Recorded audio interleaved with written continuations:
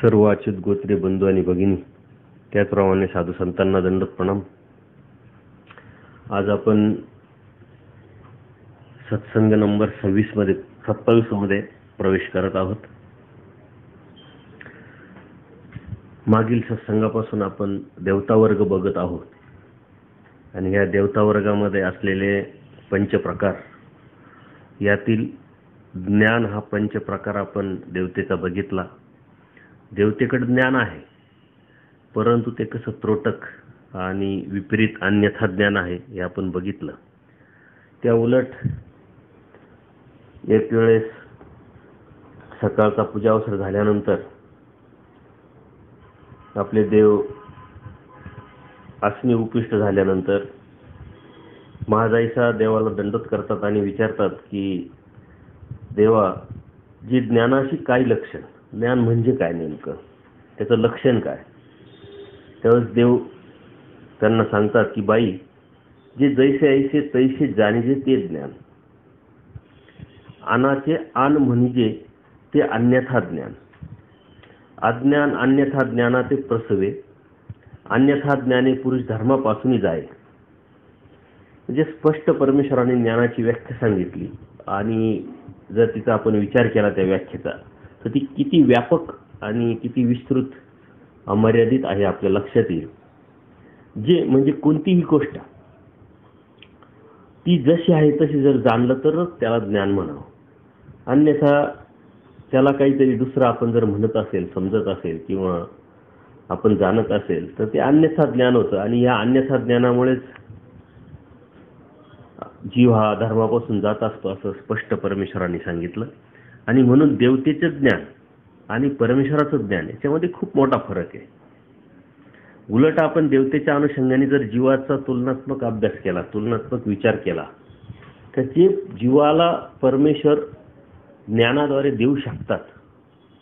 परमेश्वराने स्पष्ट सांगितलं, अहेतुक भूत भजन ज्ञानाप्रती साधन.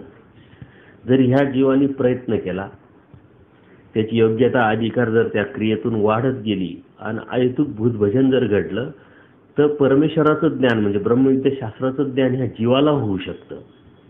आणि ह्या ब्रह्मविद्याशास्त्राच्या माध्यमातून जीव हा सकळही देवता व परमेश्वराला जाणू शकतात. पण ते परमेश्वराने जाणवलं तर. परंतु देवतेचं स्ट्रक्चर तसं नाही आहे. देवतेला हे ब्रह्मविद्याशास्त्र कधीही होऊ शकत नाही आणि कधीही ते ज्ञान तिला पूर्णपणे कधीच होणार नाही. त्या अनुषंगाने जर आपण घेतलं, आपण जर बघितलं, तर ज्ञान ही जी गोष्ट आहे ही देवतेची नुसती म्हणण्यासाठी आहे, तिला कोणत्या प्रकारचा अर्थ नाही आहे. आणि परमेश्वराचं ज्ञान हे अमर्याद आहे, समुद्रासारखं आहे. त्याला कुठेही खोली लागू शकत नाही किंवा आपण तिथपर्यंत पूर्णपणे पोहोचू शकत नाही, असं हे ज्ञान. आणि त्या ज्ञानाच्या देवतेमध्ये असलेल्या त्या ज्ञानाला आपण ज्ञान तरी कसं म्हणावं. म्हणून ते ज्ञान नसून फक्त एक हे जे ब्रह्मांड चालवण्याचं जे देवतेकडून परमेश्वराला व्यापार करून घ्यायचा आहे, त्या अनुषंगाने त्याला ते दिलेली एक वस्तू आहे आणि त्या ज्ञानाद्वारे ते ब्रह्मांड चालवण्याचं काम ही देवता करते, असं जर म्हटलं तरी होऊ शकतं. आपण पुढील पंचप्रकारामधला देवतेचा आज प्रकार बघणार आहोत. तर देवता स्वरूपामध्ये जसं ज्ञान आहे तसंच सुख सुद्धा आहे. आणि ते सुख आणि परमेश्वराचा जवळचा आनंद यामध्ये कसा फरक आहे हे आपल्याला बघायचं आहे. खरं म्हणजे परमेश्वराकडे असलेला आनंद आणि देवतेकडे असलेलं जे सुख आहे याची कुठेही कधीही बराबरी होऊ शकत नाही. परंतु देवतेकडे असलेलं जे सुख आहे पंचप्रकारातलं, ते जर आपण समजून घेतलं, जाणून घेतलं आणि त्यातली जी मर्यादा आहे ती जर आपल्याला लक्षात आली, तर परमेश्वराच्या आनंदाची किंमत आपल्याला कळू शकते, समजू शकते. आणि त्या अनुषंगाने आपण हे बघतोय की देवता स्वरूपाचं जे ज्ञान जसं अपूर्ण, त्रोटक व विपरीत असतं, त्याचप्रमाणे त्याच्या स्वरूपीचा जो आनंद आहे म्हणजे सुख जो आहे तो सुद्धा अपूर्ण व क्षुद्र असतो.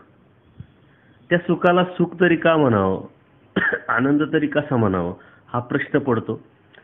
परंतु ह्या प्रत्येक देवतेचा जे सुख आहे हे खालच्या देवतेपेक्षा वरील देवतेचं जे आहे ते 8 पटींनी अधिक असतं. हे आपण अगोदरच बघितलं का स्वरूप मर्यादेमध्ये देवतेच्या खालच्या देवतेपेक्षा वरची देवता ही 10 पटींनी वाढत असते. आणि जे पंचप्रकार आहे ज्ञान, सुख, सामर्थ्य, ऐश्वर्य आणि प्रकाश, याच्यामध्ये खालच्या देवतेपेक्षा वरची देवता 8 पटीनं तिची वाढ होत असते. परंतु ही जी सुखाची जी 8 पटीनं वाढ जरी होत असली तरी परमेश्वराच्या आनंदाबरोबर कोणत्याही देवतेच्या सुखाची बराबरी होऊ शकत नाही. ह्यामध्ये खालच्या देवतेपेक्षा 8 पटीनं वाढत वाढत जाऊन सर्व देवता 8 पटीनं वाढवल्या आणि वरची जी सर्वात मोठी देवता आहे चैतन्य देवता, विश्वेच्या पुढची देवता, तर हिच्या बाजूचा किंवा हिच्या जरी सुखाचा विचार आपण जरी केला, ती अनंतपट सुख जरी असलं तरीही परमेश्वराचं आनंद आणि ह्या देवतेचं सुख याच्यामध्ये बराबरी होऊ शकत नाही. परमेश्वराने निर्वचन प्रकरणामध्ये आनंद तो हे जे सांगितलेलं आहे, तो आनंद जो आहे परमेश्वराजवळचा, आणि हाच आनंद देण्यासाठी परमेश्वराची कृपा उपजली आणि तो आनंद देण्याच्या उद्देशाने परमेश्वराने शोधणी केली. देवतेला बघितलं तर तो देवता ह्या आनंद घेण्यास योग्य पात्र नव्हत्या. प्रपंच हा जड होता आणि जीवाकडे बघितलं तर जीव सर्वाधिकारी असल्यामुळे आनंद घेण्यास पात्र असल्यामुळे हा जो परमेश्वरामधला जो आनंद आहे तो देण्यासाठीच परमेश्वराने सृष्टी निर्माण केली. सृष्टी निर्माण केल्यानंतर मायेच्या तमविभागात पडलेले अनंत जीवे हे मायेकरी बाहेर काढले आणि परमेश्वराने स्वतःच्या श्रीमुखातून आपल्याला हे तत्वज्ञान सांगितलंय, जेणेकरून हे तत्वज्ञान आपण समजून घेऊ, आचाराच्या माध्यमातून, प्रयत्नाच्या माध्यमातून परमेश्वराचा हा आनंद आपण मिळवू.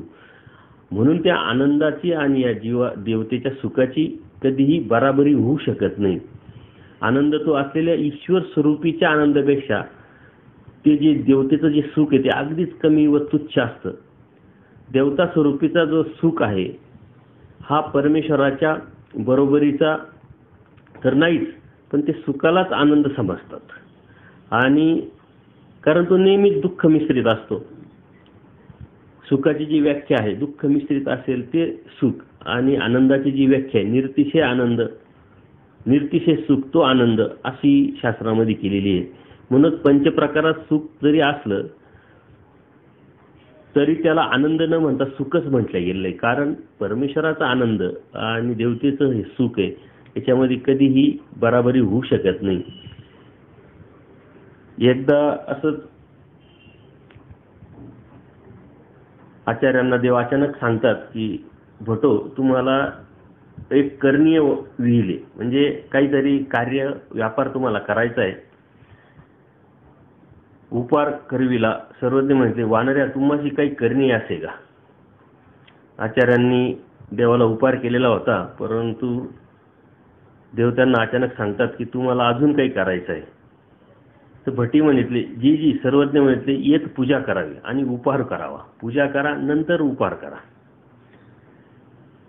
आचार्य म्हटले, हो का जी. आणि मग त्यानंतर आचार्यांकडे काही 6 दाम वगैरे होते. त्या 6 दामाचे त्यांनी काही कणिक आणलं, तांदूळ आणलं, तूप आणलं आणि हे सर्व बाईसांना दिल्यानंतर पूजाद्रव्य सुद्धा आणावायला गेले. ते सर्व तयारी झाल्यानंतर किंवा ते आणायला तयारी करण्यासाठी आणायला गेलेले असतानाच देवाचं भितरील ओट्यावरी आसन, म्हणजे आतमध्ये मंदिराच्या आतमध्ये ओटा, तिथं आसन असतं. त्या ठिकाणी त्याच वेळेस अगदी प्रल्हादबाईच्या दर्शनाला देवाच्या येतात आणि दर्शन करून देवाच्या जवळ बसतात. परंतु त्याच वेळेस अगदी देवाची निरूपण करण्याची प्रवृत्ती होते. परंतु निरूपण करण्याची प्रवृत्ती असूनही समोर आचार्य नाही, फक्त प्रल्हादबाईच आहे आणि त्यांना काय सांगावं हा प्रश्न देवाला पडला. तरीही प्रल्हादबाईसाला देव म्हणतात, बाई तुम्ही देव कैसा ऐसे जाना. देव कसा आहे तुम्ही ओळखता का, जाणता का? तर प्रल्हादबाईचा म्हणतात नाजी नेने, मी काही जाणत नाही. आणि मग त्यावेळेस देव सांगतात वानरा अजून का येत नाही, म्हणजे त्यांना परमेश्वराला तत्वज्ञान सांगण्याची किंवा देव कसा आहे हे निरूपण करण्याची प्रवृत्ती झालेली असल्यामुळं, आणि आचार्य समोर नाही, ते ह्या देवानी सांगितलेल्या सर्व गोष्टीसाठी तयारीसाठी व्यापाराला गेलेले असतात, ते सामान आणण्यासाठी गेलेले असतात. आणि म्हणून ते सतत वाट बघतात की वानर अजून का येत नाही, का लेट झाले. त्यामुळं देव स्वतः आचार्यांची वाट बघतात. उंच मडावर सुद्धा जाऊन बघतात पूर्वमुखाला की दिसेल का, अजून का आले नाही. असं 2-3 वेळा होतं. राजमडाशी बीजे केल्यानंतर परत ओट्यावर आसन होतं आणि स्वतःच मग प्रल्हादबाई परमेश्वराला विनंती करतात की जी देव कैसा सांगा मग. तर सर्वज्ञ म्हणतात बाई देव कैसा निरूपावा, तुम्हाला कसं आता आम्ही सांगावं.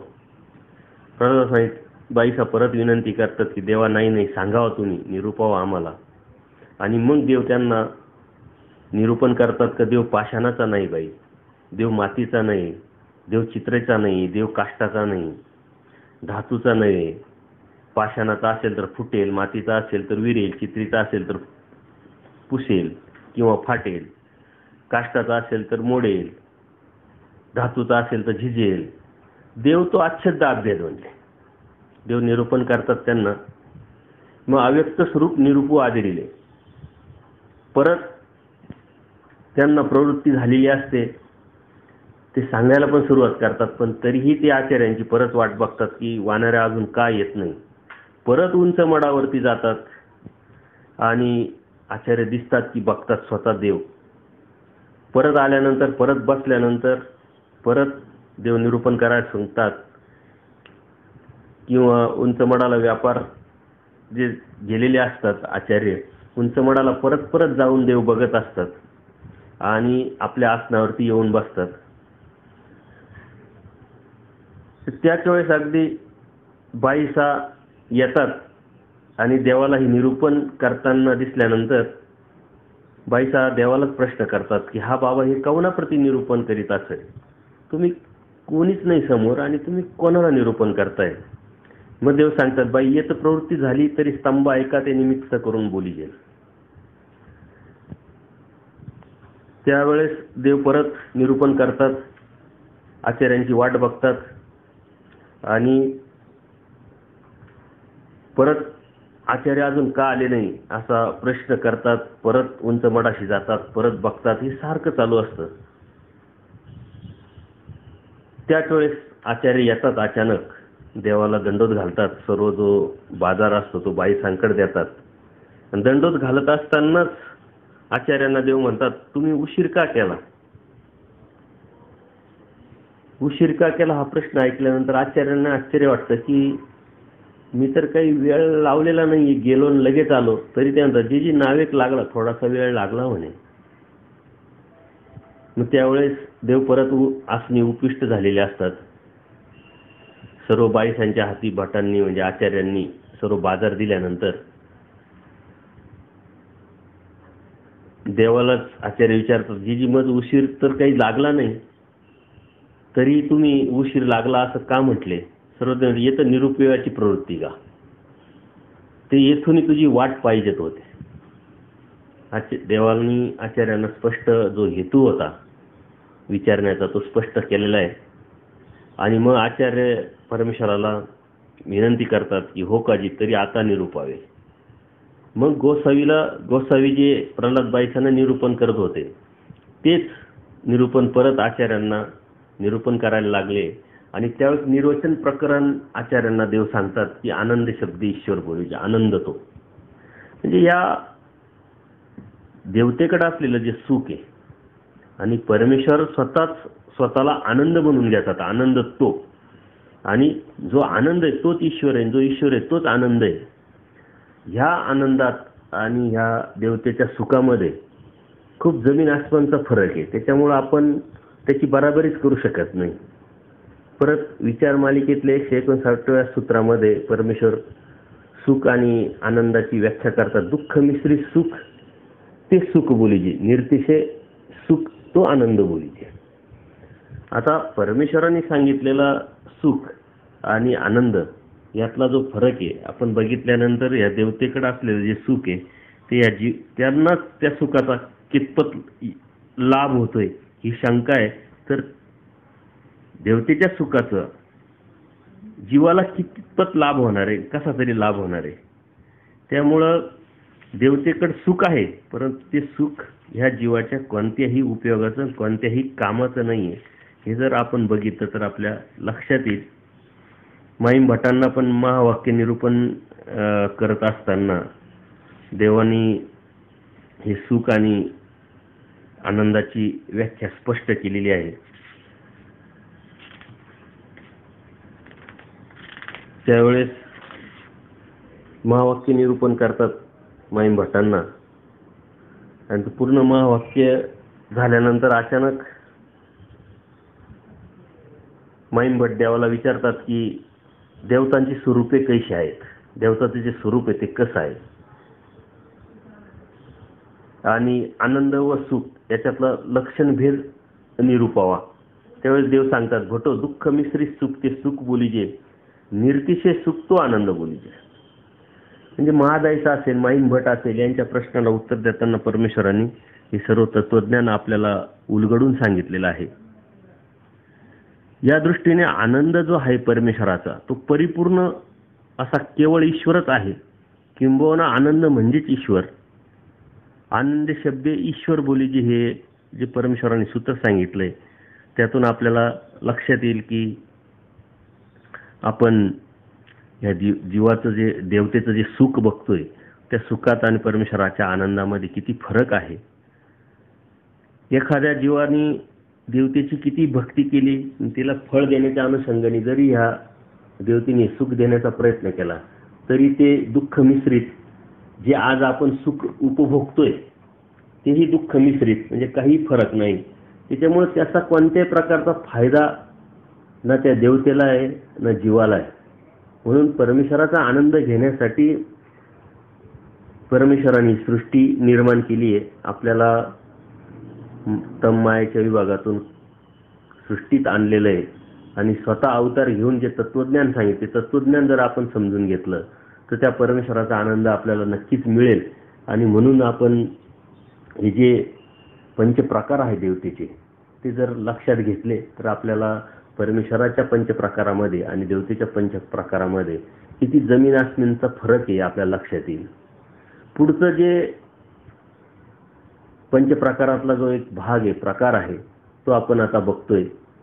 तर देवता स्वरूप जे आहे सामर्थ्य रूप आहे, ज्ञान सुख सामर्थ्य. आता सामर्थ्य हा शब्द आला की आपल्याला काहीतरी शक्ती, खूप मोठी ताकद असं आपल्याला लक्षात येतं. परंतु ते सामर्थ्य किती त्रोटक आणि किती छोटं आहे आणि त्याला किती सीमित मर्यादा आहे हे आपल्या लक्षात येईल आपण बघितल्यानंतर.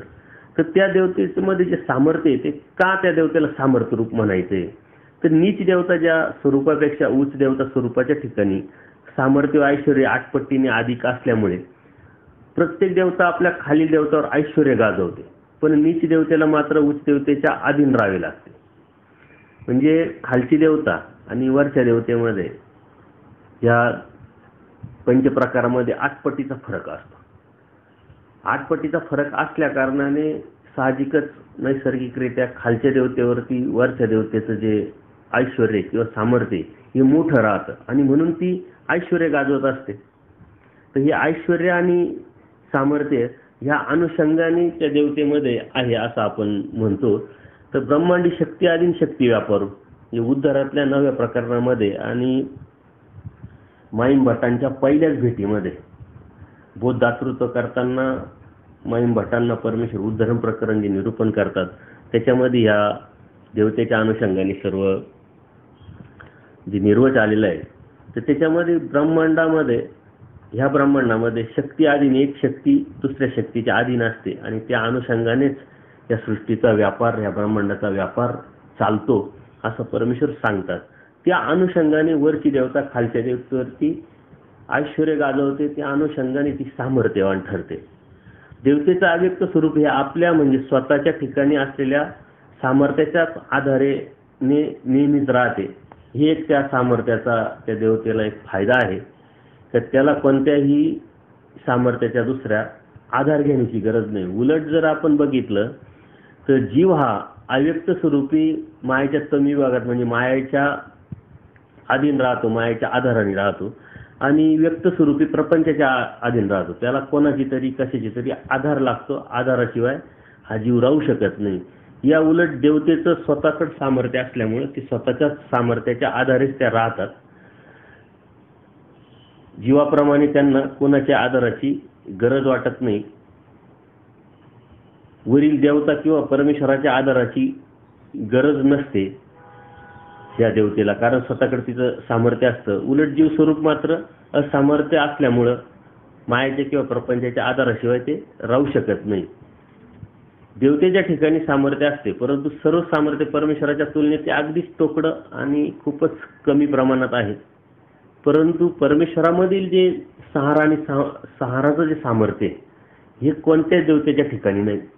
एक वेगळं वैशिष्ट्य आहे. किंवा शेषशय्यापासून खालील देवता परमाणूचा नाश करू शकत नाही. म्हणजे एवढंही त्यांच्यामध्ये सामर्थ्य नसतं का ते त्या परमाणूचा सुद्धा नाश करू शकत नाही.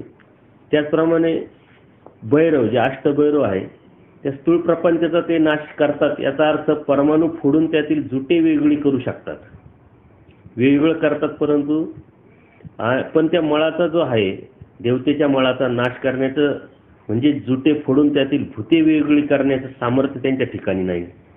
म्हणजे त्याला खूप मर्यादा येतात. अष्टभैरव हे जे देवतेच्या प्रकारातला एक प्रकार आहे तर ते आपण मागच्या वेळेस बघितलं आणि पुढं पण त्याचं येणार आहे. त्यांच्यामध्ये सामर्थ्य असतं, परंतु ते सामर्थ्याला सुद्धा कितीतरी मर्यादा असतात. त्याचप्रमाणे सर्वश्रेष्ठ जी देवता आहे चैतन्य देवता, सर्वात मोठी देवता देवतेमध्ये, तर ती माया जी जुटे फोडून भूते वेगळी करू शकतात, परंतु त्यांच्यातील भूतांचा नाश ती करू शकत नाही.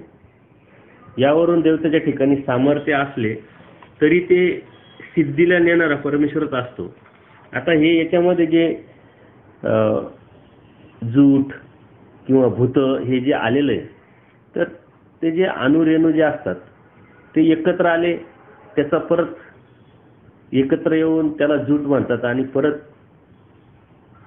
त्याच्या मोठ्या प्रमाणात आल्यानंतर त्याला भूते म्हणतात. आणि ते वेगवेगळं करण्याचं फक्त सामर्थ्य या देवतेमध्ये असतं, परंतु नष्ट करण्याचं सामर्थ्य कोणत्याही देवतेमध्ये नाही. आणि त्यांच्याकडे जे सामर्थ्य जे असेल ते सुद्धा सिद्धीस नेण्याचं काम परमेश्वरच करतात, कारण देवता ह्या परमेश्वराच्या शक्ती असतात आणि त्या शक्तीद्वारेच परमेश्वर ब्रह्मांड चालवत असतात. आणि त्या ब्रह्मांडाच्या व्यापाराच्या अनुषंगाने परमेश्वरच या देवतेच्या सिद्धीला नेतात किंवा अभिमान त्यांना असतो. त्याचा काही एक सामर्थ्य आहे ती तरी येथूनची सिद्धी नियोजित की असं परमेश्वर स्पष्ट सांगतात.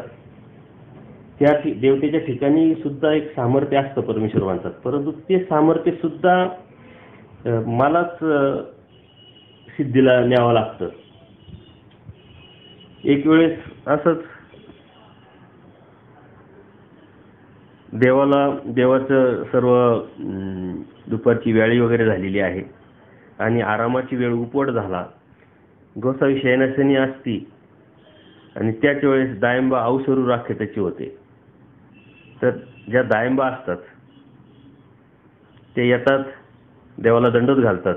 श्रीचरणा लागल्यानंतर उकड आसन बसले म्हणजे पाय दुमट करून देवासमोर बसलेले असतात. आणि त्याच वेळेस अगदी दायंबा देवाला देव विचारतात बा दायंबाला, काही का भोज्या तुम्ही अशा वेळेस का आले, तुम्हाला कुठं जायचं आहे का, काही विचारायचं आहे का, काही परवानगी घ्यायची का. त्यांच्या त्या चेहऱ्यावरून परमेश्वर ओळखतात आणि त्यांना प्रश्न करतात. तर त्यावेळेस दायंबा म्हणतात जी मी गावा जाईन, मला गावाला जायचं आहे. त्यावेळेस देव त्यांना म्हणतात येतची ठेव ते काही, तुम्ही आत्ताच आले ना, आता लगेच कशाला जायचंय. तर ते सांगतात की आमच्या इथं श्राद्ध आहे आणि मी ब्राह्मणाला सुद्धा सांगून आलेलो आहे, त्यामुळे मला जायला पाहिजे. तर देव म्हणतात आता आज कसं काय जाल तुम्ही, आज तर भूत चतुर्दशी आहे म्हटले. सर्वत्र जे भूते ते देवता सैरा विचरती असते म्हणे. गावोगावी बळी दिजती आजी येदवा न वाचा. म्हणजे आज तुम्ही जाऊ नका. भूत चतुर्थी असल्यामुळं सर्व देवता सैरावैरा असतात आणि परंतु तरी ते ऐकत नाही. देव समजावतात त्यांना. तर ते म्हणतात मला गेल्या वाचून शक्य नाही, मला जावंच लागेल. आणि आम्ही तर देवाचे गोसावींचे, आम्हाला काय होणार आहे. एक प्रकारचा एक निष्ठा किंवा भाव परमेश्वराच्या ठिकाणी ते व्यक्त करतात. परंतु त्याच्यावर सुद्धा उत्तर देताना देव म्हणतात त्याच्या ठाई एक सामर्थ्य आहे ती तरी येथुनीची सिद्धी नाही की त्या ठिकाणी जरी सामर्थ्य आहे ते तुम्हाला काही करणार आहे, नक्की आहे तुम्ही आमचे आहात म्हणून, परंतु ते सुद्धा सिद्धी न्यायचं काम मलाच करावं लागतं म्हणे आणि मीच करतो. त्यावेळेस डाळिंबा परत प्रश्न करतात ते कसं काय, तुम्ही म्हणता ते कसं काय. आणि मग त्यावेळेस देव त्यांना जरासंधाची गोष्ट सांगतात द्वापर युगामधले, की 17 वेळा जरासंध म्हणले जिंकला, 18व्या वेळेस श्रीकृष्ण चक्रवर्ती महादेवाचे निवरे पाठीवरनं केले म्हणे. तर त्यावेळेस काही दुसऱ्या देवता नव्हत्या का म्हणे. तर त्यावेळेस मीच ते सिद्धीला नेलं म्हणे आणि ते मला सिद्धीला न्यावं लागलं, तेही तरी येथुनीची सिद्धी न्यायचीच की. आणि मग या समजावण्यातून ते पुन्हा देव त्यांना सांगतात की तुम्ही आज जाऊ नका. पण तरी ते ऐकत नाही म्हणे देवा मला जावंच लागेल, गेल्याविन न सरेली. मग नाविलाज झाल्यामुळं देव त्यांना श्रीकंठीची जी माळ गळदंडा देतात, श्रीमुखीचं तांबूळ देतात आणि तेही दंडोत घालून निघाल्यानंतर देव त्यांना सांगतात की मार्गात काही जर तुम्ही जाता जाता काही आश्चर्य जर पाहाल किंवा ऐकाल तर ते पाहू नका आणि ज्या मार्गाने जाताय रस्त्याने जाताय तो रस्ता मात्र सोडू नका, असा प्रमाणे त्यांना समजावून सांगतात. त्यावेळेस सुद्धा परमेश्वराचा प्रमाद चुकविजे.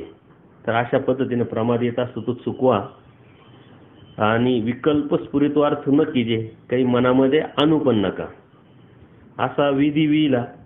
आणि मग ते निघाले. पैठणपर्यंत गेल्यानंतर दिवस माळवलेला आहे, अंधार पडण्याची वेळ झालेली आहे आणि मार्गामध्ये अंधार पडल्यानंतर काय करायचं, तर त्यांना ते जाणं गरजेचं असल्यामुळे तर ते जातच राहतात. तर त्यावेळेस त्यांच्या पाठीमागे तिथं एक मंदिर असतं महालक्ष्मीचं देवळी, त्यातून काही आवाज येतो, घे दे आणि घालीने असे शब्द त्यांनी डाळिंबांनी ऐकलेले. त्यांच्या पाठीमाग त्या मंदिरापासून एक शब्द तर येतच असतो आणि काही त्यांना असं शेळीसारखं बोकडसारखं असा एक प्राणी त्यांच्या पाठीमाग येताना दिसतो, मे मे करत आवाज करत. परंतु देवानी दिलेलं जे त्यांना निरूपण असतं की मार्ग सांडवायचा नाहीये, मनात काही आणायचं नाहीये, अशा पद्धतीने ते जात असतात. ते जात असून सुद्धा ते पाठीमाग त्यांच्या येत राहतं. हे उभे राहिले का ते पण उभे राहतात. आणि मग त्यावेळेस एकदा तरी ते म्हणतात डाळिंबा की तुम्ही राहा, त्यांना उद्देशून म्हणतात आम्ही चांगदेव राऊळ गोसाव्यांचे, तुम्ही आमचं काही करू शकत नाही आणि मग कशाला माझ्या पाठीमागे येत आहे, त्याचा काही उपयोग होणार नाही, तुम्ही राहा. ते उभे राहतात. परत डाळिंबा चालायला लागल्यानंतर परत ते पाठीमाग त्यांच्या येत राहतात. परत डाळिंबा त्यांना तुम्ही का श्रामता, तुम्ही का त्रास करून घेता, आम्ही गोसावींचे आहे आणि नाम उच्चारता श्री चक्रधर गोसावी. मग डाळिंबा स्मरण करत करत बळीग्रामला जातात, श्राद्ध करतात आणि ते सर्व आटोपल्यानंतर परत परमेश्वराच्या ठिकाणी येऊन दर्शनाला देवाकडे आल्यानंतर पाने पोपळे देऊन दंडोत घालतात आणि देव त्यांना सांगतात बसा. आणि त्यावेळेस देव त्यांना कसं झालं काय झालं असं समाधानाने विचारतात. ते मागील सर्व वृत्तांत मग डाळिंबा देवाला सांगतात आणि ते विचारतात पण हाजी तरी ते काही असं असं झालं तर ते कोण होतं काय होतं. न देव त्यांना सांगतात त्या देवता त्या ते भुकती वर्तती होते आणि त्यावेळेस त्यांची ती वेळ असते म्हणे, कुणी जीव असेल तर त्यांना घ्यायचं, पण तुम्ही चांगलं केलं, प्रमाद चुकविला, पण तुम्ही येथीचे म्हणून चुकले. ती म्हणे तुम्हाला मी पाठवलं म्हणून ते चुकलं, तुम्ही नामस्मरण केलं, माझं येथीचं नाम घेतलं म्हणून वाचले म्हणे. आणि मग परमेश्वर त्यावेळेस सांगतात की त्याच्या ठाई एके सामर्थ्य ते सुद्धा मलाच सिद्धीला नेत असल्यामुळे अनंत शक्ती परमेश्वर सकाळची विषय व्यवस्था करीती. अशा पद्धतीनं परमेश्वराचं सामर्थ्य आणि देवतेचं सामर्थ्य आपल्या लक्षात आलं असेल. देवतेकडे कितीही सामर्थ्य असलं, किती मोठं सामर्थ्य जरी असलं, तरी परमेश्वराच्या सामर्थ्यापेक्षा ते अति त्रोटक आहे आणि छोटं आहे. फक्त ते सामर्थ्य खालच्या देवतेवरती, ते वरची देवता 8 पटीनं मोठी असल्यामुळे ते सामर्थ्य रूप असतं आणि त्याच्यासाठी तेवढी प्रमाणात त्या स्ट्रॉंग होऊन या सृष्टीचा कारभार ते करू शकतात. याच्या व्यतिरिक्त देवतेचं जे सामर्थ्य आहे, त्या सामर्थ्यामध्ये कोणत्या प्रकारचं असं वेगळं काही करण्याचा, निर्णय घेण्याची ताकद त्या सामर्थ्यामध्ये नाही.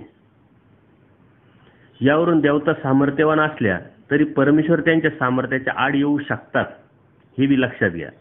परंतु परमेश्वर तसं न करता त्यांनाच आपला भक्त मानून आपल्या ठिकाणी मनोभावाने वेचलेल्या देवतांना त्यांच्या सामर्थ्याच्या कक्षेतील फळे ते पुरवित असतात. त्याचप्रमाणे जशा देवता या सामर्थ्य रूप आहे, तशा ऐश्वर्य रूप सुद्धा आहे. जी गोष्ट सामर्थ्याची तीच त्याच्या ऐश्वर्याची.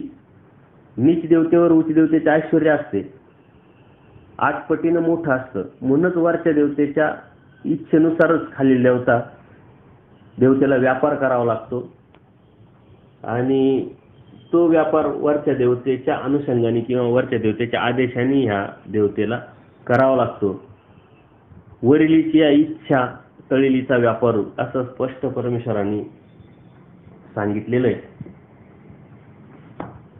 आणि वरच्या देवतेचं ऐश्वर्य, सामर्थ्य खालच्या देवतेपेक्षा मोठं असल्या कारणाने त्यांना खालच्या देवतेला वरच्या देवतेचं ते ऐकावं लागतं किंवा त्यांनी दिलेला आदेश आहे तो सुद्धा पाळावा लागतो. ते टाळू शकत नाही, कारण त्यांच्या सामर्थ्यामध्ये यांच्या सामर्थ्यामध्ये 8 पटीचा फरक असल्यामुळं ते त्यांना पाळावंच लागतं. एक वेळेस असंच देव निरूपण करत असतात. ईश्वर प्राप्तीचे निरूपण खूप झालं आणि ते सांगितल्यानंतर देव म्हणतात, ईश्वर कोणत्याही कशाने मिळवता येत नाही. त्यावेळेस महादाईचा म्हणतात, जी जी हा नागदेव सकळे जाणे आणि इतुले दिस निदानी असतं तरी आम्ही काहीच नेण्याची.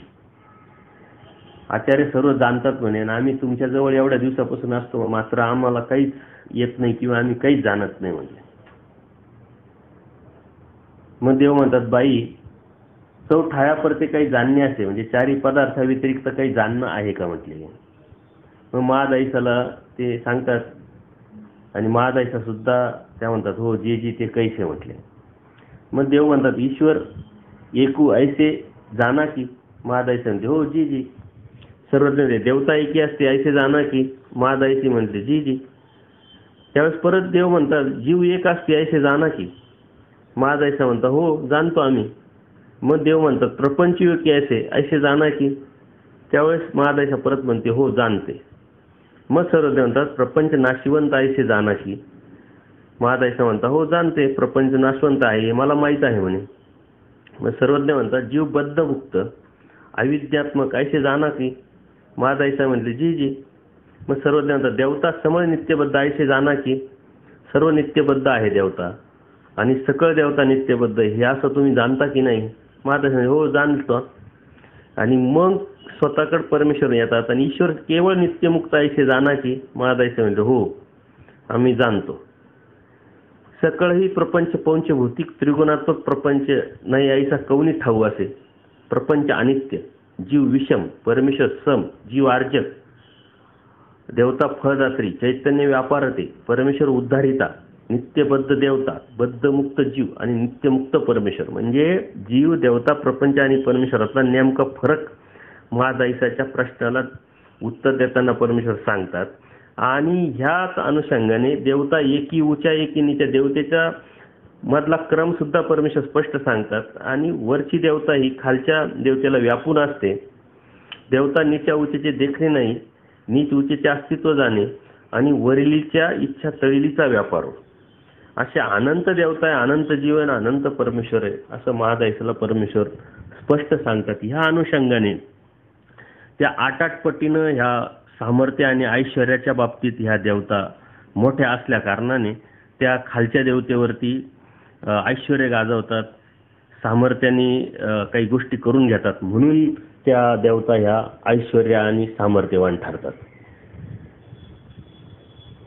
यावरून देवतेचे ऐश्वर्य हे परमेश्वराच्या तुलनेत खूपच मर्यादित आहे.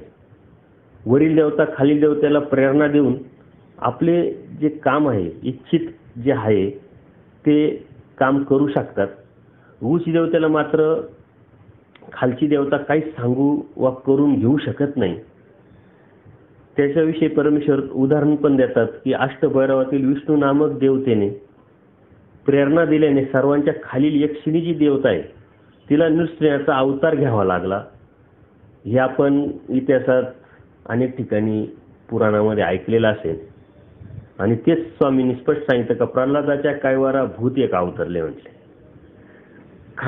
वरची देवता खालच्या देवतेला कशा पद्धतीनं काम करायला लावते याचं उदाहरण परमेश्वर सांगतात. एकदा महादाईसा पुराण ऐकून येतात आणि पुराण ऐकल्यानंतर परमेश्वराला विचारतात का जी नरसिंहामध्ये पुराणामध्ये नरसिंह परमेश्वर अवतार म्हणतात म्हणे, ते कोणत्या गुणाने परमेश्वर अवतार होऊ शकतात म्हणे. तर देव सांगतात बाई नृसिंह भूत एक अवतरले, त्याचा कुपू ब्रह्मांडीनं साम आहे. तर ते नृसिंह नावाचं ते अवतार झाल्यानंतर ह्या ब्रह्मांडामध्ये त्यांचा जो कोप आहे तो सामावत नव्हता. या अनुषंगाने ते लोक जे अज्ञानी लोक आहे, अन्यथा ज्ञानी लोक आहे तसं म्हणतात म्हणे. यावरी महादाईसापाशी जी नृसिंह कोणी स्थानीचा अवतार. मग देव सांगतात शेवटी यक्षिणीचा. देवतेशी लीळा विग्रह धारितो अति देवता आडरिगोनी फळाते दे. प्रल्हादाच्या भावातिशय अनेक देवता आडरिगोनी फळाते दिदले. भाव अनियत फळ दे. प्रल्हादाच्या कावरा भूत एक अवतरले त्याच्या कोपापुरते चराचर विश्व न पुरे. याच्यावरून असं लक्षात येतं की वरची देवता खालच्या देवतेला स्वतः तिथपर्यंत जरी एखाद्या जीवाचा भक्ताचा भाव जरी पुरला त्या देवतेपर्यंत तिनं स्वतः जायची आवश्यकता नसते. ती खालच्या देवतेला आदेश करू शकते आणि त्याच्या भक्ताची जी गोष्ट आहे किंवा जे त्याला फळ द्यायचंय ती फळ ती त्या देवतेच्या माध्यमातून देऊ शकते. स्वतःला जायची आवश्यकता नाही. या अनुषंगानेच फक्त त्या ऐश्वर्यवान आणि सामर्थ्यवान ठरतात. याच्या व्यतिरिक्त त्यांच्यामध्ये कोणत्या प्रकारचं परमेश्वराकडे जसं आहे बोध देण्याचं दातृत्व आहे किंवा संसरण किंवा संहार, त्याचप्रमाणे जीवाला ज्ञान देणं, मुक्तीला नेणं, असं कोणत्या प्रकारचं जे देवतेकडे सामर्थ्य आपल्याला कुठेही दिसणार नाही. त्या सामर्थ्य तसं तरी कसं म्हणावं असा विषय आहे. परत एकदा ह्याच अनुषंगाने एकदा गोसाई विहारनाशी गट सिद्धनाथाच्या देवळात जातात, विजय करतात आणि तिथं खूप मोठा दगड त्यांना पडलेला दिसतो चरणचारी. त्यावेळेस सर्व जे भक्त लोक असतात त्यांना परमेश्वर उद्देशून म्हणतात देखील हे पेंदियाचे फूल. ते त्यांना दाखवल्यानंतर हे म्हटल्यानंतर सर्व बघतात आणि सर्व बघितल्यानंतर परत गट सिद्धनाथाच्या इथे येऊन उत्तरामुख तिथं विजय करून आपल्या आसनावरती बसतात. आणि मग हे परमेश्वरांनी जेव्हा त्यांना सांगितलेलं असतं का हे पेंदियाचं फूल बघा, ते भक्तांच्या डोक्यात असतं आणि मग ते भक्तिजनांना दाखवल्यानंतर हे घ्या गा पेंदी दगडाची पूजा केली. हे देवता आईसा कोणी भाव नाही, जे दगडी पूजा करी भक्तिजनी पुसिली. जी पेंद्याचे फूल म्हणजे काय, देव त्या द्वापार युगाची कथा त्यांना सांगताय तर तो पेंद्या नावाचा जो भक्त असतो तो दगडाने त्या देवतेची भक्ती करतो, पूजा करतो. पण यांच्या काही लक्षात येत नाही. मग ते म्हणतात पेंद्याचं फुल म्हणजे काय. बाईसा त्यांना विचारते, बाबा फुल म्हणजे काय, हे काहीच आहे, पेंदा म्हणजे कोण. आणि मग देव द्वापार युगाची ही गोष्ट त्यांना सांगतात का एक पेंदा असतो तो गोवारी म्हणजे सर्व गावातली ज्या गाया असतात वेगवेगळ्या लोकांच्या त्या सर्व सांभाळण्याचं जो काम करतो, चारण्याचं जे काम करतो, सोडण्याचं किंवा बांधण्याचं जे काम करतो त्याला गोवारी म्हणतात. गवारी आजही खेड्यागावांमध्ये ही प्रथा चालू आहे. आणि त्या बदल्यात जे शेतकरी असतात किंवा गायीचे मालक असतात त्या माणसाला काही धान्य रूपात किंवा पैसे रूपात काहीतरी मोबदला देत असतो. तर तो पेंद्या नावाचा एक गवारी असतो म्हणे आणि साऱ्या गावाच्या त्या गायी तो राखत असतो. परंतु हे करत असताना तो सिद्धनाथाची भक्ती सुद्धा करत असतो. तिथं मंदिर असतं त्या सिद्धनाथाचं, तो हातपाय धुवून ओंजळीत पाणी घेऊन जातो आणि देवतेला ते देत असतो तर्पण करून. आणि येताना मग उदक घेऊन येतो, त्याप्रमाणे फूल वगैरे घेऊन येतो. प्रतिदिनी तो जे आपल्याकडं आपण जेवायलासाठी जे आणलेलं असतं ते त्या देवतेला दाखवत असतो, जसं आपण परमेश्वराला उपहार वगैरे दाखवतो. तर आजूबाजूचं देवतेला जे फुलं आहे तो तोडीत आणत असतो. फुलं संपल्यानंतर मग त्याला काय करायचं असा प्रश्न पडतो. मग तो त्या झाडांचे पाला वगैरे जो असतो, फांद्या छोट्या छोट्या, तो पूजेसाठी आणतो. आणि मग ते एक वेळेस त्या देवतेनंच त्याची परीक्षा घ्यायची ठरवल्यानंतर ते पाला पण संपून टाकतात. मग तो गवतानी पूजा करायला लागतो. जे हरळी वगैरे जे असतं त्याची तो पूजा करायला लागतो. देवता ते पण संपून टाकतात. मग तो गारा जे असतात म्हणजे सफेद जे दगड असतात छोटे छोटे नदीतले, तो आणून त्या देवतेची त्या गारा ज्या असतात सफेद दगड त्यांनी पूजा करत असतो. ते सुद्धा संपल्यानंतर छोटे छोटे दगड आणून तो देवतेला टाकत असतो आणि पूजा करत असतो. त्याचा भावच असा असतो का त्याने काहीतरी त्याला दिल्याशिवाय परमेश्वर त्या देवतेला त्याचं भक्ती पूर्ण होत नाही.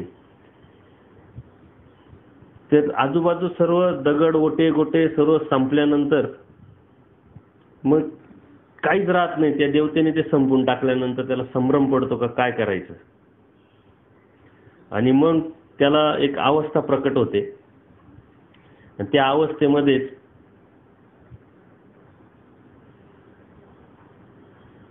त्या दगडाला तो फुल समजून तो दगड उचलतो आणि त्यांनीच त्या दगडानेच त्या देवतेची पूजा करतो. त्याच्यानंतर ती देवता त्याला प्रसन्न होते आणि ते स्वीकारल्यानंतर तो जो पेंद्या असतो तो त्या देवतेला विचारतो का तुम्ही कोण. तर ते सांगतात मी हीच देवता आहे का ज्या देवतेची तू पूजा करतोय. तो तिला प्रतिप्रश्न करतो याची प्रतीती काय. मग तो चतुर्भुज दाखवतो आणि मग तो पेंद्या त्या देवतेला सांगतो की मला तुमच्या पशीच असू द्या, मला तुमच्यापेक्षा वेगळं करू नका. आणि त्यावेळेस दोघे अदृश्य होतात. मग देव त्यांना सर्व भक्तांना सांगतात की अशी कशानेही पूजा करावी अशी देवतेचा कोणताही विधी नाही. परंतु त्याचा भावच एवढा वाढला होता का त्याला ते आपण काय करतोय हे त्याला कळतच नव्हतं. तर त्या भावाच्या पोटी त्या देवतेने त्याला फळ दिलं आणि म्हणून परमेश्वर म्हणतात भाव जायचा पेंद्याचा. भाव वाढवत वाढवत जाऊन त्या देवतेला त्याला प्रसन्न व्हावं लागलं आणि म्हणून परमेश्वराने तो पेंद्याचा भाव आपल्याला विशेष कसा आहे ते सांगितलंय. आणि त्याच वेळेस प्रल्हादाच्या भावातिशय देवता आडरी कोणी फळाचे दिदले, प्रल्हादाच्या कावरा भूते कावर त्याच्या कोपापूर चराचर विश्व न पुरे, असं देवतेचं वैशिष्ट्य हे सामर्थ्य रूप किंवा ऐश्वर्य रूप सांगितलं की वरची देवता खालच्या देवतेकडून कशा पद्धतीनं काम करून घेत असते. हे आपण ऐश्वर्याच्या आणि सामर्थ्याच्या बाबतीत देवतेचं जे बघतोय, परंतु परमेश्वराचं सामर्थ्य आणि ऐश्वर्य हे जर आपण बघितलं तर त्याच्या पुढे ह्या देवतेचं जे सामर्थ्य किंवा ऐश्वर्य अत्यंत त्रोटक आणि छोटं आहे. त्याच उलट जर आपण जीवाच्या अनुषंगाने बघितलं तर ह्या जीवानी बोध जो दिलेला आहे परमेश्वराने, त्याची क्रिया जर वाढवत जाऊन, योग्यता वाढवत जाऊन जर परमेश्वराच्या भक्तीमध्ये जर वाढ केली तर ह्या देवतेच्या पलीकडे त्याचं सामर्थ्य आणि ऐश्वर्य वाढत जात असतं. हे आपण पुढं बघणार आहोत. कारण जसं आपली योग्यता वाढत जाईल तशा या देवता, उद्धरण प्रकरणामध्ये तुम्ही कधी ऐकलेलं असेल तर त्याच्यामध्ये या कशा देवता या जीवाच्या अधीन होत असतात हे आपण त्या स्टेप बाय स्टेपनी बघितलं तर लक्षात येईल. आता शेवटचा आणि या पंचप्रकारातल्या देवतेचा जो शेवटचा प्रकार आहे तो आपण बघतोय का देवता स्वरूप या प्रकाश रूप आहे, जे ज्ञान, सुख, सामर्थ्य, ऐश्वर्य आणि प्रकाश. आता उच्च देवतेचे जे स्वरूप आहे नीच देवतेच्या स्वरूपापेक्षा 8 पटींनी जाज्वल्य असल्यामुळे नीच देवता उच्च देवता स्वरूप पाहू शकत नाही. आता प्रकाश म्हटल्यानंतर खालच्या देवतेपेक्षा वरच्या देवतेचा 8 पट जास्त प्रकाश. जसं आपण सूर्य उगवल्यानंतर आपल्या डोळ्यांनी आपण जर बघायला प्रयत्न केला तर आपले डोळे दिसतात किंवा एखाद्या लाईटकडे बघितल्यानं, कारण का तो प्रकाश आपल्या ह्या डोळ्यापेक्षा जास्त आहे, प्रकाशरूप जास्त असल्यामुळं आपण ती पाहू शकत नाही. तसं खालच्या देवतेचा पेक्षा वरच्या देवतेचा जो प्रकाश आहे तो 8 पटीने जास्त असल्यामुळं, तो जाज्वल्य असल्यामुळं वरची देवता खालच्या देवतेला पाहू शकते, पण खालची देवता वरच्या देवतेला पाहू शकत नाही. आणि याच अनुषंगाने ज्या विद्या साधनवंताला त्याच्या पिंडातील आपल्या पिंडस्थेच्या ठिकाणी देवता प्रकाशित होते, म्हणूनच तिला प्रकाशरूप म्हणतात. देवतेला प्रकाशरूप का म्हणायचं तर ज्या पिंडस्थ आहे देवतेच्या आपल्या शरीरामध्ये, त्या पिंडस्था ह्या देवतेने बघितल्यानंतर प्रकाशरूप होतात आणि त्या पिंडस्थेच्या माध्यमातूनच साधनवंत जे आहे, विद्यावंत जे आहे, त्यांच्या पिंडातील त्या पिंडस्थ प्रकाशित झाल्यानंतर प्रकाशित होऊ शकतात किंवा होतात, म्हणून त्या देवतेला प्रकाशरूप म्हणायचं. परंतु त्याच अनुषंगाने जर दुसरं आपण घेतलं तर परमेश्वराचे जे सारखे जे स्वयंप्रकाश होतोय त्याच्याजवळ मात्र ते नसते. त्यामुळे परमेश्वराच्या स्वयंप्रकाशापुढील देवतेचा जो प्रकाश आहे खूपच तुटका, त्रोटक आहे. देव वेरूळ असतात आणि वेरूळ असल्यानंतर दादोस काही भक्तांकरवी परमेश्वराला भेटीला जातात. प्रवास करत करत रात्रीतून सकाळी ही सर्व मंडळी पोहोचतात आणि मग दादोसांकडचे त्यांचे शिष्यगण असतात, त्यातील एक परमेश्वराला निरोप देण्यासाठी, डायरेक्ट जायचं नाही, निरोप देण्यासाठी किंवा देवाचं काय अवसर कोणता चाललाय बघण्यासाठी त्यांना पाठवतात. परंतु त्यांच्या मनामध्ये अशी वासना असते की आपण परमेश्वराला बघावं. त्या अनुषंगाने त्या वासनेने ते जातात. देव नेटकेच उठलेले असतात. बाईसानी थोडासा दिवा लावलेला असतो गुहेमध्ये आणि म्हणून ते आत गेल्यानंतर परंतु देव पूर्णपणे त्यांना दिसत नाही. त्यांच्या मनात येतं की या बाईसांनी थोडा दिवा जर मोठा केला तर मला देवाला बघता येईल. आणि अगदी त्याच वेळेस परमेश्वर स्वयंप्रकाशित असल्यामुळे त्याच्या मनातली ती वासना ओळखून परमेश्वराचं जे प्रकाशत्व ते प्रकाशतं आणि त्याला पूर्ण अंगाने परमेश्वर दिसतात. तसं देवतेकडं हे जे स्वयंप्रकाशत्व जे आहे ते कोणत्याही कशाही प्रकारे नसतं नाही, परंतु तरीही या देवतेमध्ये जे प्रकाशरूप जे दिलेलं आहे ते प्रकाशरूप कसं देवतेचं जे स्वरूप आहे हे आपण लक्षात घ्यायला पाहिजे की त्या पिंडस्थ जे असतात, त्या विद्यावंत जे असतात, साधनवंत जे असतात, त्यांच्या त्या पिंडस्थ प्रकाशतात आणि त्या अनुषंगानेच जीव हाच परमात्मा समजून या जगामध्ये ही गोष्ट झालेली आहे. ज्यावेळेस मायेच्या तमिभागातून बाहेर काढल्यानंतर परमेश्वराने जीवदेवता आणि प्रपंच, परमेश्वर याचं तत्वज्ञान, याचं ज्ञान, आपल्याला याची ओळख दिली, त्यावेळेस आपण परमेश्वराकडे जेव्हा बघितलं तर परमेश्वराकडे सुद्धा हे पंचप्रकार होते आणि देवतेकडे सुद्धा पंचप्रकार होते. आणि ह्या जीवाने आपल्या स्वतःकडे बघितल्यानंतर त्या पिंडस्थेच्या माध्यमातून त्या विद्यावंताला ते प्रकाशरूप दिसल्यामुळे तो स्वतःलाच तो समजायला लागला. त्याला देवता, परमेश्वर आणि स्वतःमधला फरकच न कळाल्यामुळे तो अन्यथा ज्ञानात जाऊन विकल्पाला गेला आणि अनेक दुःखाला पात्र झाला. म्हणून त्या देवतेचं प्रकाश, परमेश्वराचा प्रकाश आणि आपल्या त्या साधनवंताच्या ठिकाणी, पिंडस्थाच्या ठिकाणी निघालेला जो प्रकाश आहे त्याच्यामध्ये खूप जमीन आसमानचा फरक आहे. आणि म्हणून देवतेला प्रकाश रूप जरी आपण म्हटलं तरी ते प्रकाश कोणत्याही प्रकारचा त्याचा जीवाला उपयोग होत नाही, ना स्वतःला उपयोग होतो. फक्त या ब्रह्मांड चालवण्यासाठी जो व्यापार आहे त्या व्यापाराच्या अनुषंगाने या देवतेकडे असलेले पंचप्रकार जे आहे त्या पंचप्रकाराचा उपयोग आपल्यासाठी किंवा ब्रह्मांड चालवण्यासाठी परमेश्वराने दिलेल्या आदेश किंवा परमेश्वराने सांगितलेलं काम त्या अनुषंगाने त्या करत असतात. परंतु ही जी गोष्ट आहे परमेश्वराच्या देवतेच्या ठिकाणी असलेले पंचप्रकार, तेच आपण परमेश्वराच्या ठिकाणी असलेले पंचप्रकार आपण बघणार आहोत. परंतु त्या अनुषंगाने जर देवतेचा आणि जीवाचा जर तुलनात्मक अभ्यास जर केला तर आपल्याला लक्षात येईल की देवतेमध्ये जे गोष्टी आहेत त्या काही प्रमाणात जीवामध्ये आहे पंचप्रकार सोडून. कारण ते आपण आता पुढच्या सत्संगामध्ये घेणार आहोत. तर देवतामध्ये जसे जीवाचे दोष आपण बघितले होते, अनंत दोष या जीवामध्ये आहे, तसे देवतामध्ये सुद्धा दोष आहे. म्हणजे नकारात्मक भावना आहे, नकारात्मक गोष्टी आहे. आणि त्या नकारात्मक गोष्टी पेक्षा आपण मात्र उजवं ठरतो, वेगळं ठरतो जीव हा. आणि म्हणून आपण या पंचप्रकारात बघितल्यानंतर देवतेच्या अनुषंगाने पुढच्या सत्संगामध्ये देवतेमधील ज्या नकारात्मक गोष्टी आहे त्या आपण बघणार आहोत. मागील सत्संगामध्ये आपण हा विषय सुरू केला, पंचप्रकाराचा ज्ञान बघितलं. आज या सत्संगामध्ये सुख, सामर्थ्य, ऐश्वर्य आणि प्रकाश आपण बघितला.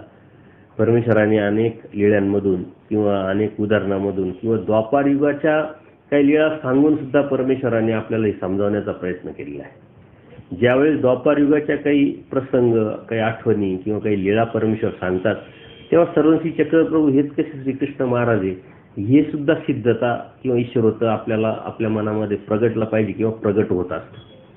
कारण ईश्वरत्व दाखवण्याचं जे काम आहे परमेश्वर करत असतात, परंतु त्या लीळेच्या माध्यमातून, आठवणीच्या माध्यमातून करत असतात. अशा कितीतरी लीळा आहे की ज्या श्रीकृष्ण महाराजांच्या किंवा स्वामी श्री चक्रधर सांगतात. कितीतरी अशा आठवणी की स्वामी श्री चक्रधर हे द्वापार युगाच्या श्रीकृष्ण महाराजांच्या बाबतीत सांगतात. पण अशा कितीतरी गोष्टी की ज्या फक्त श्रीकृष्ण महाराजांनाच माहिती, श्री चक्रधर स्वामींना माहिती. म्हणून हे अवतार कार्य जे आपल्याला मनामध्ये ठासून बसलेलं आहे. स्वतः स्वामी श्री चक्रधर हे पूजनीय माईन भटांना तर स्वतःची ओळख देताना श्रीकृष्ण महाराजांचीच पहिल्यांदी ओळख आणि नाम सांगून पुढं पुढं ती परंपरा कशी आली आणि स्वतः मीच कसा परमेश्वर हे सांगतात.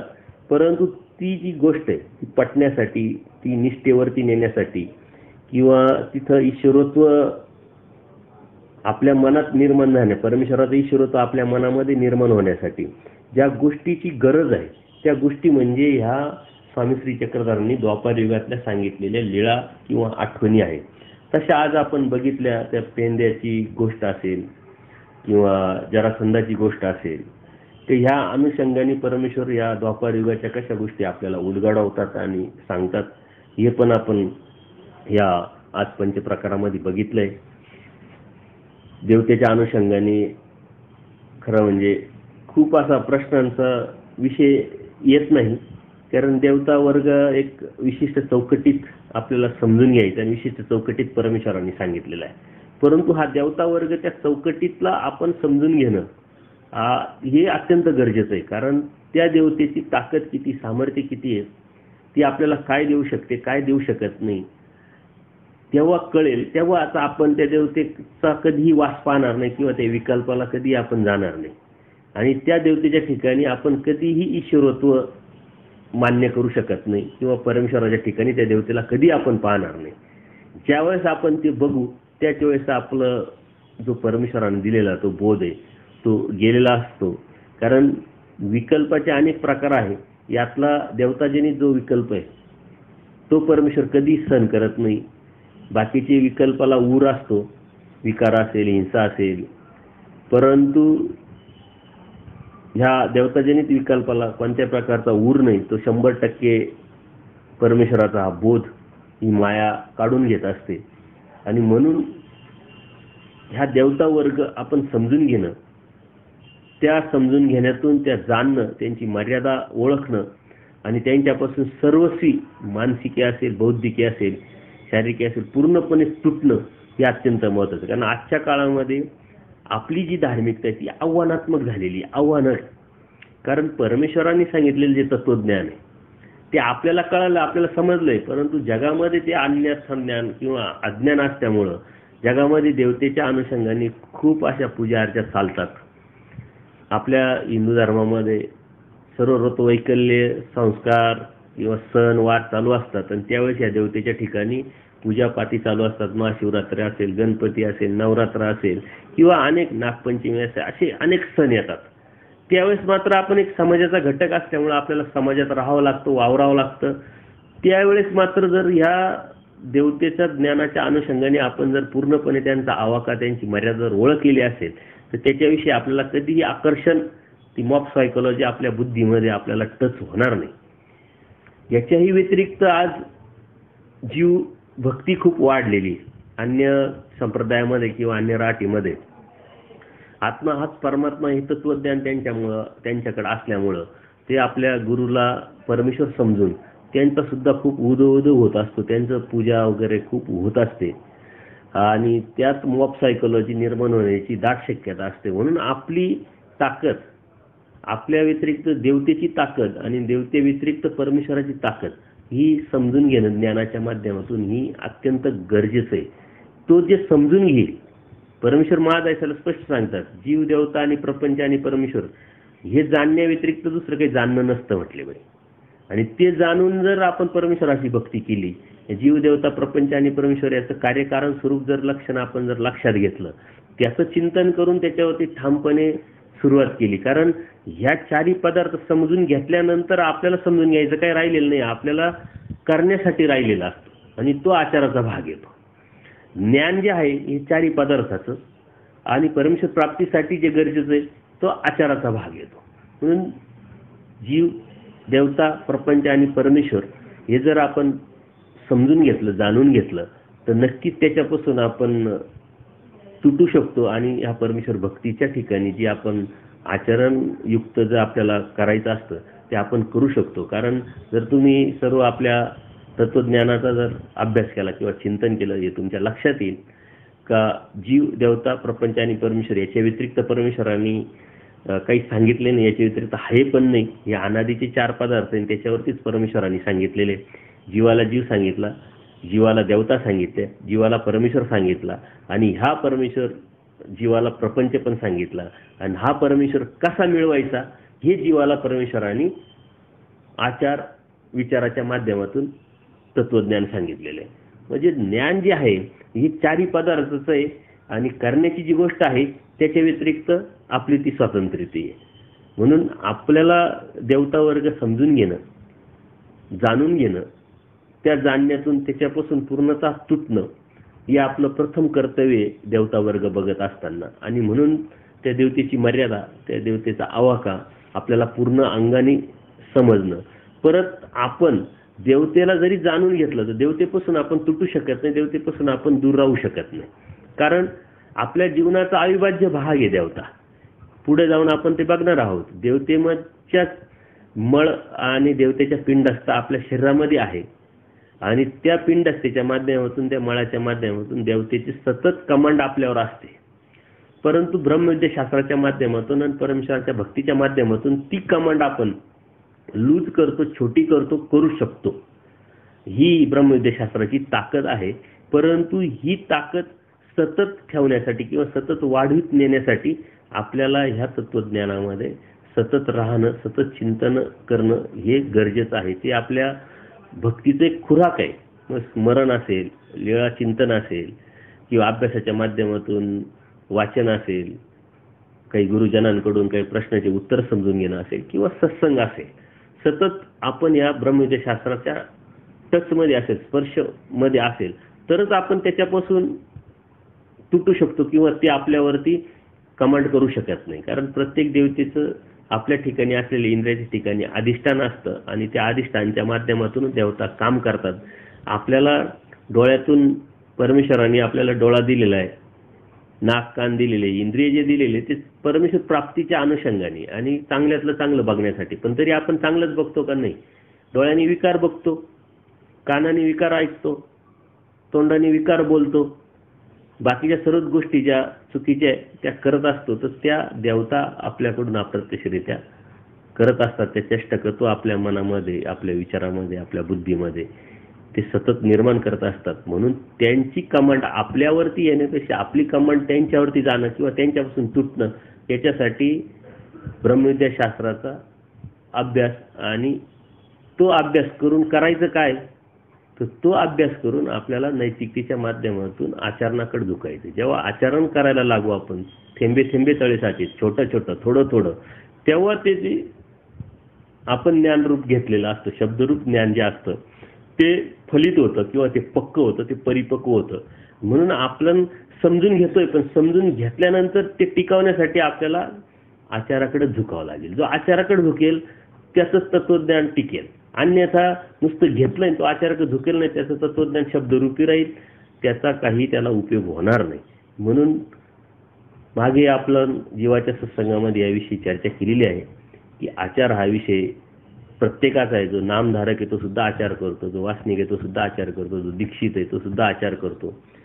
तर त्या पद्धतीने त्याचा तुम्ही किती करू शकता, काय करू शकता आणि किती करण्याचा प्रयत्न करता, याच्यावरती हे तत्वज्ञान आपल्या ठिकाणी टिकत असतं. म्हणून आज आपण देवतेच्या पंचप्रकार आपण बघितले. पुढच्या वेळेस आपण देवतामधील दोष आपण बघणार आहोत. या अनुषंगाने तुम्ही नक्कीच चिंतन करत असाल, सूत्रपाठ वाचत असाल, काही प्रश्न या देवतेच्या अनुषंगाने निर्माण होत असतील तर नक्की कळवा. आणि सत्संग ऐकताना अत्यंत शांतपणे जेव्हा वेळ भेटेल त्याच वेळेस ऐकण्याचा प्रयत्न करा. वारंवार ऐकल्यानंतर त्याच्यातलं जे मर्म आहे, त्याच्यातलं जे फलित आहे, त्याच्यात जो भाव आहे हे तुमच्या लक्षात येईल. यदा कदाचित जर लक्षात नाही आला तर ती माझी कमतरता आहे किंवा माझा दोष आहे असं समजून ते पुन्हा माझ्याकडे द्या. कारण ऐकण्यापेक्षा आपल्याला ते समजणं महत्वाचं आहे. आणि समजतं कशावरती? तर ते साहचर्य जर असेल तर, परमेश्वराची कृपा असेल तर, तो उमट परमेश्वराच्या कृपेशिवाय होऊ शकत नाही. परंतु त्याला साधन पण पक्क लागतं. वायरिंग चांगली असेल तर लाईट लागते, वायरिंग खराब असेल तर लाईट लावू शकत नाही. अशा पद्धतीचे जे माध्यम आहे, आज आपण सोशल मीडियाचा वापर करतोय, ज्ञान हे खूप मोठं आहे, आपली परंपरा वेगळी आहे, परंतु कालानुक्रमे बदल झाल्यामुळं आपण याचा योग्य पद्धतीने तुमच्यापर्यंत, माझ्यापर्यंत पोहोचण्याचा आपण प्रयत्न करतोय. परंतु आपली नियत, आपला भाव आणि आपला उद्देश जर साफ असेल तर नक्कीच परमेश्वर त्याला फळ देत असतो. ना अशी प्रचिती, असा अनुभव आल्यामुळेच आपण आजच्या या 27 नंबरच्या सत्संगापर्यंत पोहोचलोय. असा एक सत्संग जो तुम्ही ऐकला असेल 3 नंबरचा किंवा 15 नंबरचा, एका गावात मी वडनेरला गेलेला असताना अन्य लोक, काही उपदेशी लोक यांच्या पुढे मी सत्संग घेतला आणि तो समजून सांगितला का उपदेश म्हणजे काय, परमेश्वर भक्ती म्हणजे काय, देवता भक्ती म्हणजे काय. तो मी अनेक लोकांना फॉरवर्ड केला. असं एक कुटुंब आहे का त्या कुटुंबाला ते बिगर उपदेशी होते, परंतु कधीतरी चर्चा झालेली होती. त्यांच्या नात्यामध्ये उपदेशी लोक होते किंवा त्यांच्या घरामध्ये देवपूजा होती, परंतु ते कामानिमित्त दुसऱ्या शहरामध्ये शिफ्ट झाले. तर त्यांना तो सत्संग मी जेव्हा फॉरवर्ड केला, त्यांनी तो ऐकला, एकदा नाही दोनदा नाही, तर त्यांना ती प्रवृत्ती निर्माण झाली की आपण उपदेश घ्यायला वेळ झालेला आहे, वेळ झाला आपला, आता असाही वेळ झालाय, परंतु आत्ताही उपदेश घ्यायला काही हरकत नाही. त्यांच्या मनातले प्रश्न दूर झाले. मग त्यांनी मला फोन केल्यानंतर त्यांनी जे सांगितलं तेव्हा मला प्रचिती आली की सोशल मीडियाचा वापर सुद्धा परमेश्वर न जर करायचा असेल तर ते करून घेतात. आणि परमेश्वराची प्रवृत्ती जर असेल तर कशाच्या माध्यमातून परमेश्वर बोध देतात. तर त्यांनी, त्यांची मुलगी, दोघं नवरा बायको तिघांनी उपदेश घेतला, मला कळवलं. मुलीच्या बाबतीत त्यांना संभ्रम होता, ते प्रश्नाद्वारे त्यांच्या मनातलं ते मी काढलं आणि ते उपदेशी झाले. अजूनही त्यांची माझी भेट नाही, फक्त फोनवरती चर्चा आहे. हे सांगण्याचा उद्देश काय की आपण जो भाऊ करतो की तत्वज्ञान मार्गात जायला पाहिजे, दंडोत घातले पाहिजे, गुरूंच्या समोर बसलं पाहिजे, अत्यंत प्रार्थना केली पाहिजे, हे अत्यंत गरजेचं आहे. संस्कार म्हणून जर आपण या गोष्टीकडे बघितलं तर ते अत्यंत गरजेचं आहे. परंतु आजच्या धकाधकीच्या जीवनामध्ये आणि पळापळीच्या जीवनामध्ये माझेही मी तुम्हाला सांगितलं का कोणी मिलिटरीमध्ये असतात, कोणी पोलीसमध्ये असतात, इच्छा असते परंतु वेळ नसतो. इच्छा असून वेळ नाही, परंतु मग आपण इतर गोष्टीमध्ये कितीतरी वेळ वाया घालवतो. टीव्ही पाहायला लागलो तर आपण 4-4 तास टीव्ही बघतो, कितीतरी मालिका बघतो, गप्पा मारायला लागल्या तर कितीतरी वेळ वाया जातो. मोबाईल आपण व्हॉट्सअप किंवा युट्यूबवर गेलो तर आपले तासनतास निघून जातात, आपल्या लक्षात येत नाही. त्याचा वापर आपण नकारात्मक गोष्टीसाठी करतो. जर तो पॉझिटिव्ह किंवा होकारात्मक गोष्टीसाठी जर करायला लागलो तर त्यात वावगं काय असा विचार करून कालानुक्रमे बदल अनेक गोष्टीमध्ये घडलाय किंवा घडवलाय आपण सुखाच्या अनुषंगाने. तर यात सुद्धा आपण जर त्याचा उपयोग करून घेतला तर नक्कीच परमेश्वराची कृपा असेल, परमेश्वरची प्रवृत्ती असेल तरच या गोष्टी होऊ शकतात, अन्यथा ते होऊ शकत नाही. त्याच्या अनेक परिस्थिती मला आल्या. म्हणूनच हे सत्संग घेण्याचं बळ निर्माण होत राहतं की कुठंतरी मनामध्ये शंका येते की अरे आपण जे करतोय ते योग्य की अयोग्य. अयोग्य असेल तर त्याचं नुकसान आपलंच, योग्य असेल तर फायदा आपलाच. तर त्याच्यासाठी परमेश्वराकडे जेव्हा आपण प्रार्थना करतो की तेव्हा आम्ही जे करतोय ते योग्य की अयोग्य. अयोग्य असेल तरी आम्हाला सांगा, कारण आमची तेवढी लायकी नाही, योग्यता नाही ती समजून घेण्याची. तर परमेश्वर प्रतीच्या माध्यमातून ते कळवतात. अशा अनेक प्रचिती मला आल्या, त्याचे अनुभव मी वेळोवेळी तुम्हाला सांगत असतो. तुम्हाला सुद्धा ती गोष्ट टच होईल. कितीतरी लोकांनी त्या प्रतिक्रिया व्यक्त केल्या की आम्ही पिढ्याचे उपदेशी होतो, पण कधीच तत्वज्ञान किंवा अभ्यास किंवा सत्संग हा विषय नव्हता. परंतु या अनुषंगाने आम्ही ऐकायला लागलो, समजायला लागलो, ती आवड निर्माण झाली. ही एक प्रचितीच असते तत्वज्ञानाची. फक्त त्या प्रचितीसाठी आपली नियत साफ असली पाहिजे, आपला उद्देश क्लीन असला पाहिजे आणि ऐकणाऱ्याची बी भाव तसाच असला पाहिजे. तर कितीतरी लोकांना काय सांगणार, तास काय सत्संग आपण मोबाईलवरती ऐकायचे. परंतु कितीतरी लोकांना त्याचा फायदा झालेला ती प्रचिती आहे. म्हणूनच आपला हा सत्संग पुढे वाढत राहतो. तुमचे खूप खूप धन्यवाद. दंडोत प्रणाम.